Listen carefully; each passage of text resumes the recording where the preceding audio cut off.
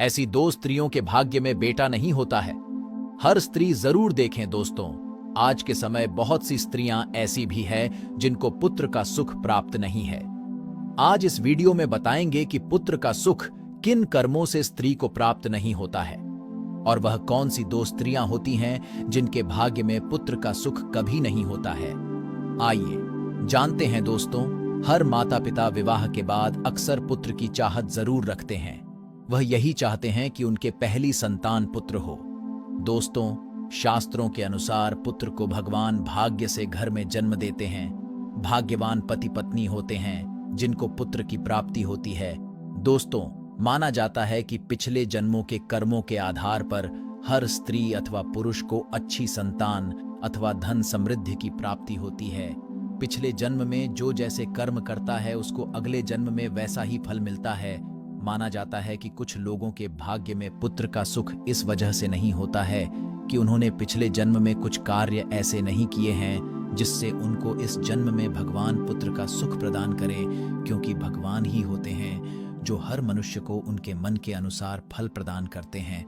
क्योंकि भगवान सदा है और वह मनुष्य के हर जन्म में मनुष्य की गतिविधियों पर नजर रखते हैं। क्योंकि मनुष्य तो अपने पिछले जन्मों के कर्मों को याद नहीं रख पाता है, पर ईश्वर मनुष्य के हर जन्म के कर्मों का लेखा जोखा रखते हैं।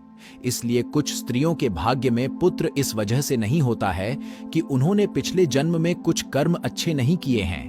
माना जाता है कि पिछले जन्म में यदि किसी स्त्री ने ऐसा कर्म किया है कि वह गर्भ से थी, वह यह नहीं जानती थी कि उसके गर्भ में शिशुपुत्र है, और वह जानकर भी पति के परलोवन में आकर गर्भपात करा देती है, तो यह महापाप माना जाता है और इस पाप का भोग स्त्री को अगले जन्म में पुत्र के सुख से वंचित रहना पड़ता है। इसलिए ऐसी स्त्री को पुत्र का सुख प्राप्त नहीं होता है। क्योंकि दोस्तों, गर्भपात करना अथवा कराना महापाप माना जाता है और इसका भोग हर जन्म में भोगना पड़ता है।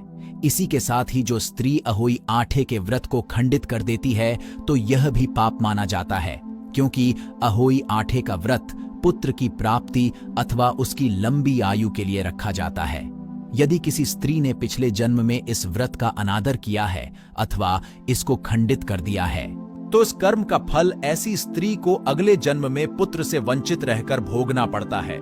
यानी कि एक तरह से कहें तो ऐसी स्त्री को पुत्र का सुख प्राप्त नहीं होता है।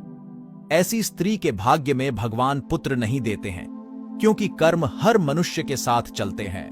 कर्मों का फल सभी को भोगना पड़ता है।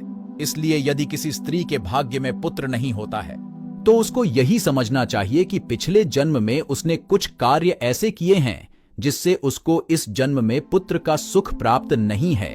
इसलिए स्त्री को हमेशा अच्छे कार्य करने चाहिए और दूसरों की भलाई हेतु कार्य करने चाहिए। इस वीडियो को आप ज्यादा से ज्यादा शेयर जरूर करिएगा।